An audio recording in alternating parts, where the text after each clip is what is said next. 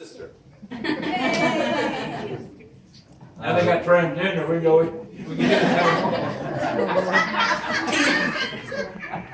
it. Cuban asked me to say something. I don't know if I need to.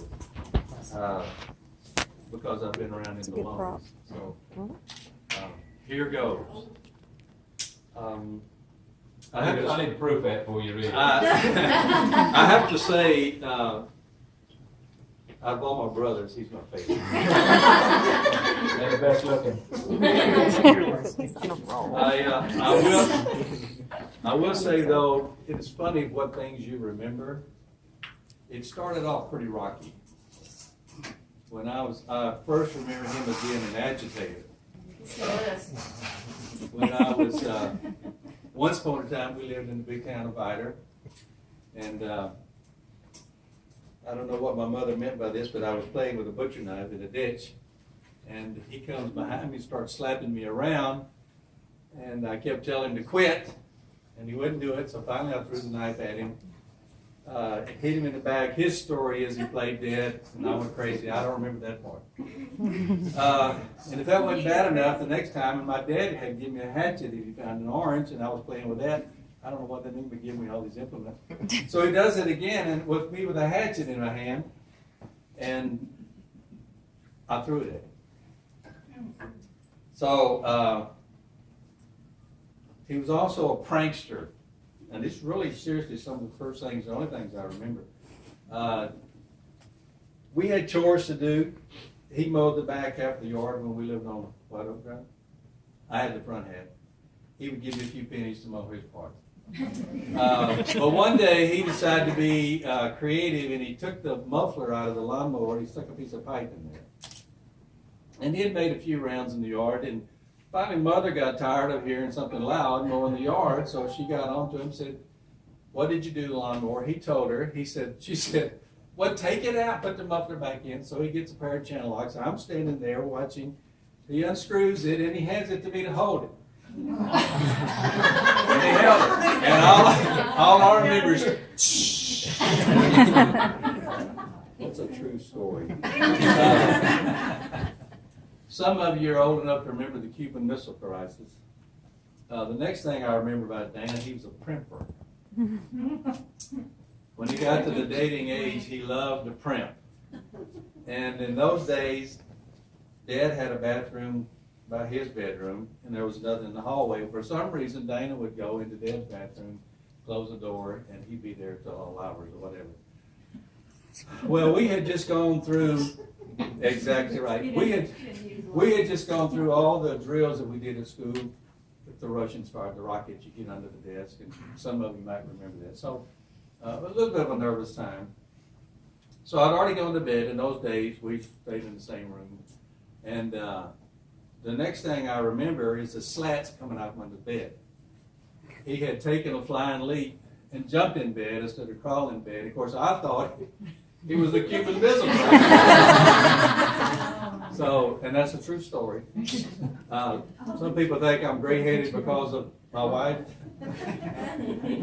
It's because of him.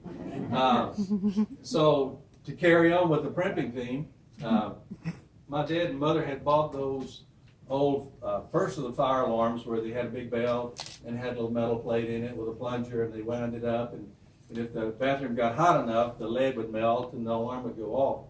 Well, it was wintertime, as I recall it, and he was primping again, and he forgot to turn off the wall heater.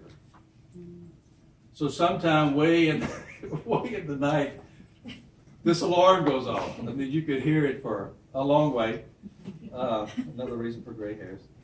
For a lot of you that may not know it, he's the only member of our family that I'm aware of that's ever gone to jail. Woo woo! As of yet. Yeah, no, not anymore.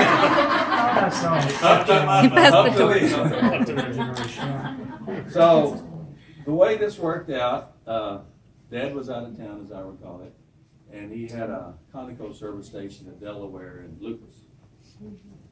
Yeah. And in those days, you paid for Coke bottle deposits. So you would naturally, when the Coke man came around, you'd have Coke bottles to turn back in for credit. 5 cents a piece. 5 cents a piece. Well, it was his lot that he was on duty that day, and y'all are recording this, aren't you? Some local boys to that area came into the store. Yeah, they were black boys. And asked if they could have the Coke bottles. And Dana, in his wisdom, he had a starter pistol for some reason. He said, "No, you can't have it," and he began firing this starter pistol as they ran out the door. Unfortunately, Beaumont PD was sitting at the red line. On a motorcycle. So the next call we have is he's in jail. And Johnny Morgan, the choir director, had to go get him out. Because Dad was out of town. Then I remember he started dating. And you got a part in this, be quiet. So, the first 2 girls he brought by they were pretty, and then Dorothy came by and she was pretty, so 2 girls. yeah.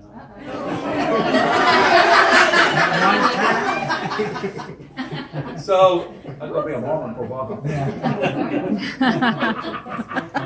but what made me figure which one was the correct one was one day she come driving up in this fine Camaro. And I said, her brother has got a fine car. And not only that, he has a fine boat. So that made her the pick. So speaking of the boat, back to the prankster part, they were generous and kind enough to teach me how to ski. At least, let me tell this. At least that was the premise. So we went Sunday down to, afternoon after church. yeah, I don't know if you knew this about your boat, but anyway,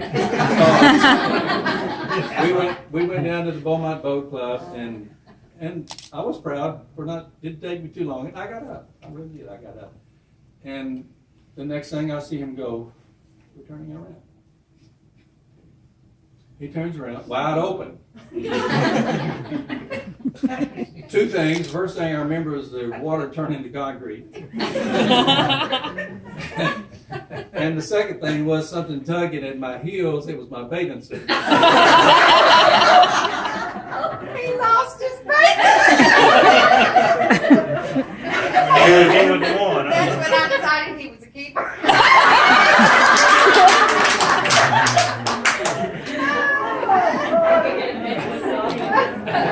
Unfortunately, that's all true.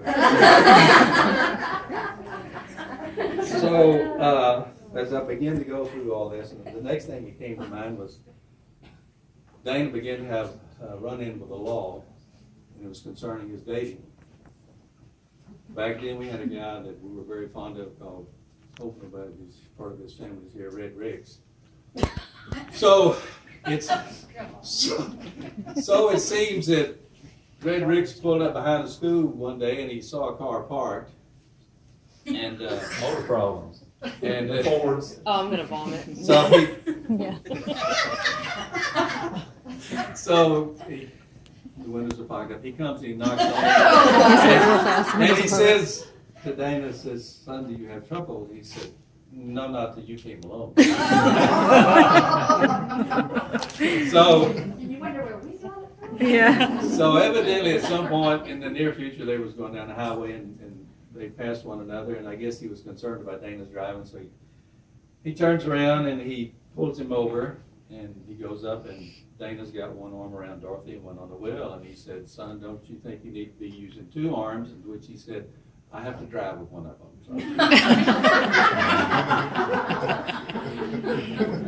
Red Ricks knew us. They were the first to take me bowling, but they forgot to explain all the mechanics of how that arm works.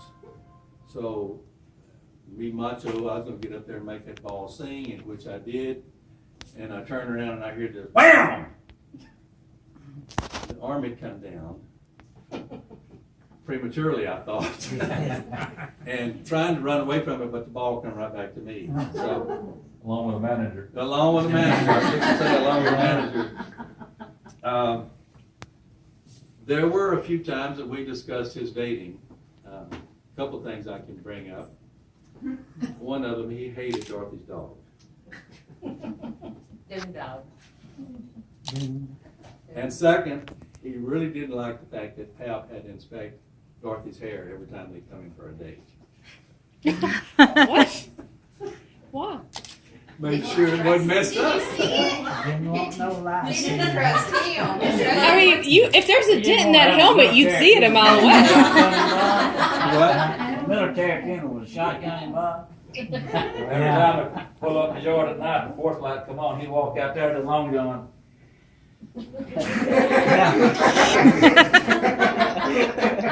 He took me, told me to be in it. This is after I went to ship it. I better be in by 10 o'clock.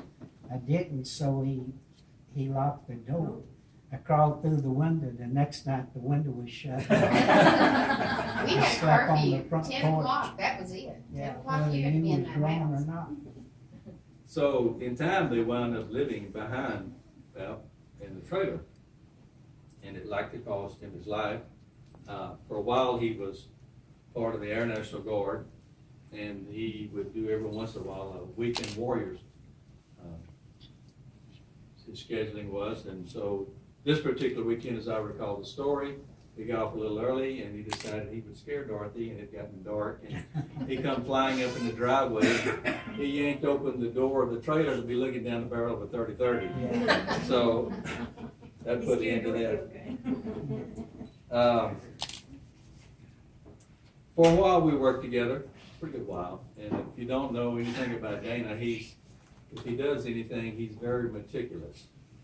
Very meticulous.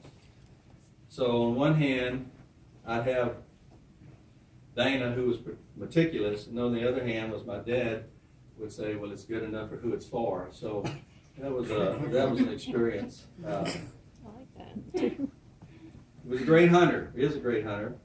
The only problem is he had to hunt the farthest stand out. He had to stay the latest. At one time, we began to hunt in West Texas, and we went to a place called Pipe Creek. And sure enough, they had a stand that was further away from everybody, and you had to have a real good vehicle to get to it. And at the time, we had an International Scout. And so we let Dana have the Scout to go out to get to the stand, and Dad and I hunted close by. So we came in first day. And as I recall it, we really didn't get anything. And so we're standing there and wondering if Dana was going to come in. And I remember, and I see this dust way in the distance. And look, you can make this little Scout coming down the road. And finally he come up to us, and he whirled around, and he backed up, and he yanked open the tailgate. He drug it there out, threw it on the ground, and said, here he is, y'all skin him. I'm going after another. And he took off. And Dad's, I'll never forget his expression. He's standing there, and he goes, well. Well.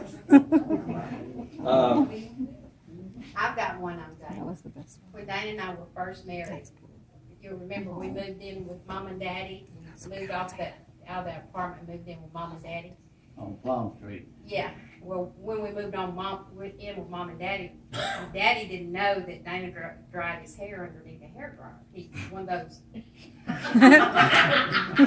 Neither did we. Yeah. Yeah. It's turning into a roast. He would fix his hair, and he put that dab on it, and he'd sit underneath that Couldn't hair break it with dryer. a hammer. And he was outside, he was telling Boog on the porch, he said, I heard him say something about that hair dryer, and I can't believe this boy sits underneath the hair dryer, and I was like, oh my God. Every time he's I gonna plug make it in, us it leave. blow a fuse to 8 lights to go out. My dad couldn't believe he sat under a hair dryer. You had to unscrew the light bulb and put a plug in, remember? Well, I winded up with this, moving on the spiritual side.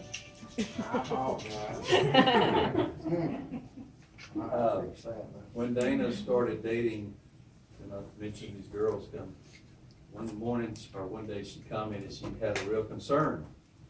And I said, well, what is it, Mom? She said, he's only bringing Baptist girls to the house.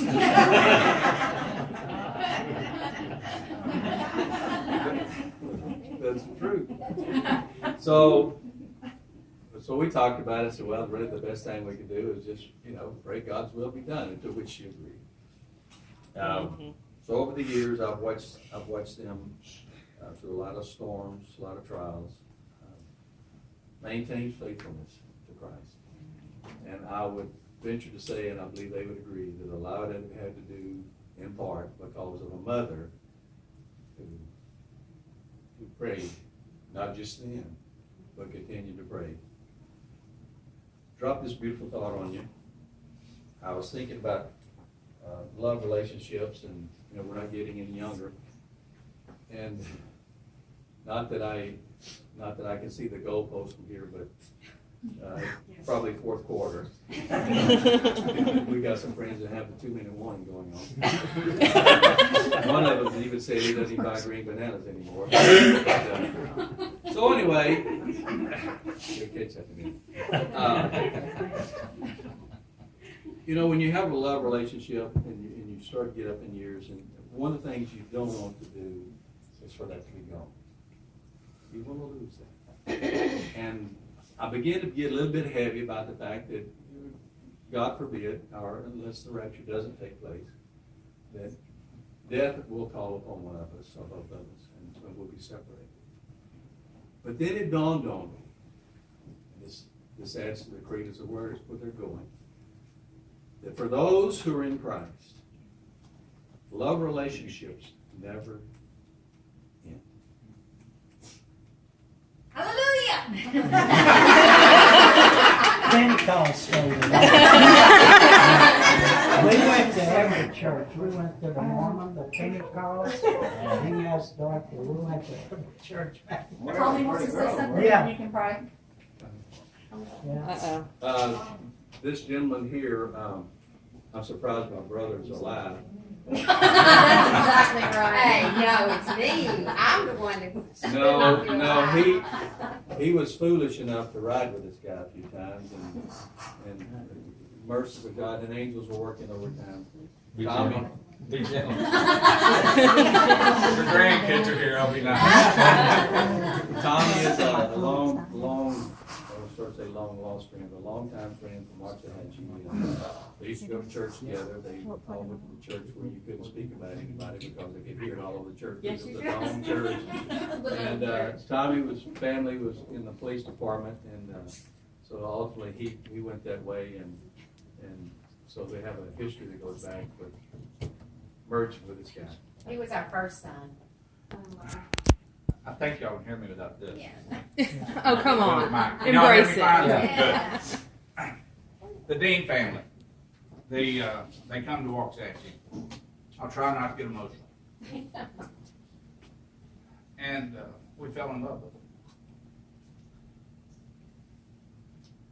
Talk about getting in trouble. I was, to give you a story, a lot of you don't know who I am. I was a police officer in Waxahachie, still am a cop in Dallas area. But back then, law enforcement was a little bit different than what it is today. And Dana would come and ride with me, and we've arrested kids that went to our church. Piano player's son, actually. I wasn't going to get him in. So we go into a hotel, and supposed to be some drugs in there. We knock on the door, and sure enough, the piano son is in there, and kind of was an awkward moment. No, wait a minute. We go by the motel, and he said, "You recognize that car there?" And I said, "No." He said, "That's the piano player's car." He said, "Let's check it out." So he goes to every door. Nothing. He goes upstairs. He goes to every door. He said, "Oh, there's some racket in here." Bang, bang. That's where the party was. Yeah. So we interrupted the party. Without a warrant. Without a warrant. Things were different. There was a few high-speed driving, going to different calls and different parts of town that were pretty bad that we went to, and we had a lot of fun together. Like nightclubs. Like nightclubs where we would walk in. I'm trying to be nice here. We'd walk in. At one point, Dane, I guess, was running from the police, is what I'm hearing. Having dealings here. But he joined them in Waxahachie. So there was a point where Dana thought he was a policeman, okay? And we would go into these places and he would just fall in line with the rest of us. Everybody up on the wall, we're starting searching people, and Dana's right in the middle of it. Running a search warrant on an apartment, and one of the things, our pastor at the time, David Warren, would also come out and ride with us. And I don't know if you remember this, we hit a house, a drug house, and so we've got everybody laid out on the ground, and Pastor Warren is down there praying for them. Kind of what we did. And then there was the fun part. 400 pounds, they couldn't get up. Yeah, they couldn't get up, that's a fact. And then, of course, Dorothy was right in the middle of everything as well, and there was nights we would go wrap houses. We would all be together, and we were bored, so we would go wrap houses and toilet paper them, and we would take these big construction barriers and put in people's yards. Sale sign. And the police would show up. Correct? So- Pastor Ward's little girl hated us. Yeah. She hated us. We had a really good time. Yeah. And I'll end it with this. That man taught me how to be a dad.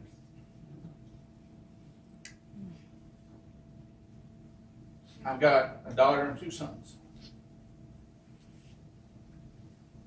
And watching him and Dorothy, how they raised their kids, how they interacted with them, how they had family meetings that we talked about before you showed up. And my wife is here, and that's where the family meeting started. And kids know when I call a family meeting, they think everybody's in trouble. Not necessarily every time, but most of the time. But what Dana showed me, not only his following of Christ and how he presented Christ in his home, but how he dealt with his children And his son. which is not a bad thing. So the hunting, deer hunting, is kind of where I started with Dana. And every year since, I take my boys hunting. And that is something they always remember. My daughter, the way I interact with my daughter is try to follow Dana's footsteps and how he interacted with his. You hear the saying, when somebody comes, God put them in your life for a reason. But there was a reason. There was a reason why God put Dana and Dorothy in our life. And it has gone on for many years now. And we think about them often. A lot of things I do goes back to thinking about Dana and Dorothy and their kids. And there'll always be a love and a place in our heart, in our family, for Dana and Dorothy. I love them. They're some of the closest people I can ever imagine being a part of. And I came in today, and the girls, like they've seen me yesterday. Leslie was talking a little bit about me aggravating. That's all I've heard about. But when they called and asked if we would come, there's no hesitation. I wouldn't miss this for the world. We were at 40. Now we're at 7. Yeah. And that's 30 years. Oh, you sure were. Yeah. Hope to see you today. So that's where the relationship started, and it's gone on. We don't see each other every day, and not even every year. But I can promise you this: if they call and say, "I need you," I'm here, and I know the same. They would come across the United States if I needed them to be here. So we love you. Thank you again for sharing your life with us and sharing your family. And it will always be remembered.